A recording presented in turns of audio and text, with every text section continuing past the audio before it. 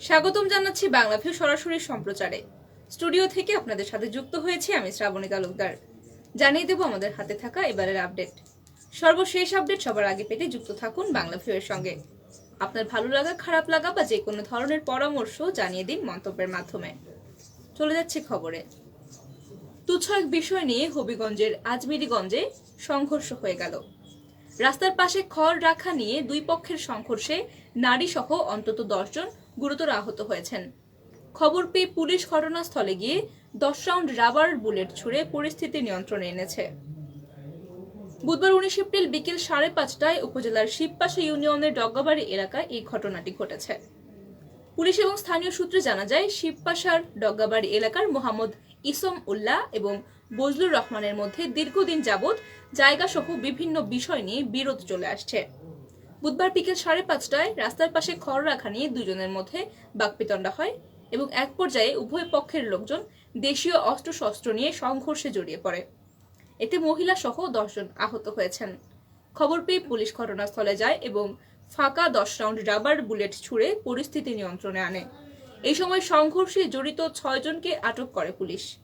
আজমেরিগঞ্জ থানার ভারপ্রাপ্ত কর্মকর্তা মোহাম্মদ মাসুক আলী ঘটনার সত্যতা নিশ্চিত করেছেন এবং তিনি জানিয়েছেন, বুধবার রাতে পুলিশ বাদী হয়ে একটি মামলা দায়ের করেছে। সংঘর্ষে জড়িত থাকার অভিযোগে 6 জনকে আটকও করেছে পুলিশ। এদিকে ট্রাক এবং মোটরসাইকেলের মুখোমুখি সংঘর্ষে নিহত হয়েছেন একজন।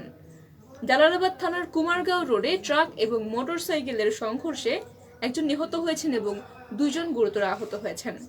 নিহত মোটরসাইকেল আরোহীর নাম রাজীব। তিনি জালালাবাদ থানাধীন টুকের বাজার তালুকদারপাড়া এলাকার শামসুল হকের ছেলে। এই সংঘর্ষের ঘটনায় আহত হয়েছেন আরো 2 জন এবং তারা চিকিৎসাধীন রয়েছেন।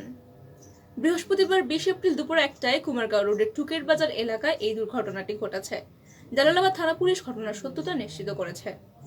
জালালাবাদ থানার ওসি মোহাম্মদ খালেদ মামুন বলেছেন, বৃহস্পতিবার দুপুরে নিহত কুমারগাঁও রোডে ট্রাক এবং মোটরসাইকেল মুখোমুখি সংঘর্ষের ঘটনায় এই সময় মোটরসাইকেল আরোহী একজন নিহত হয়েছেন এবং আরো 2 জন গুরুতর আহত হয়েছেন।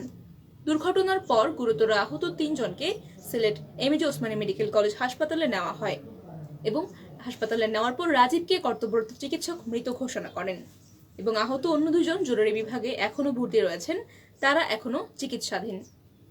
সুপ্রিয় দর্শক শ্রোতা, এই ছিল আমাদের হাতে থাকা আজকের আপডেট। এতক্ষণ যারা সঙ্গে ছিলেন সকলকে অসংখ্য ধন্যবাদ। সর্বশেষ আপডেট সবার আগে পেতে যুক্ত থাকুন বাংলাভিউর সঙ্গে এবং আপনার ভালো লাগা, খারাপ লাগা বা যে কোনো ধরনের পরামর্শ জানিয়ে দিন মন্তব্যের মাধ্যমে। আপনি যদি ইউটিউবে দেখে থাকেন এবং ইউটিউবে নতুন হয়ে থাকেন তাহলে আমাদের চ্যানেলটি সাবস্ক্রাইব করে ফেলুন এবং পরবর্তী ভিডিওটি সবার আগে পেতে বেল আইকনটি ক্লিক করে রাখুন।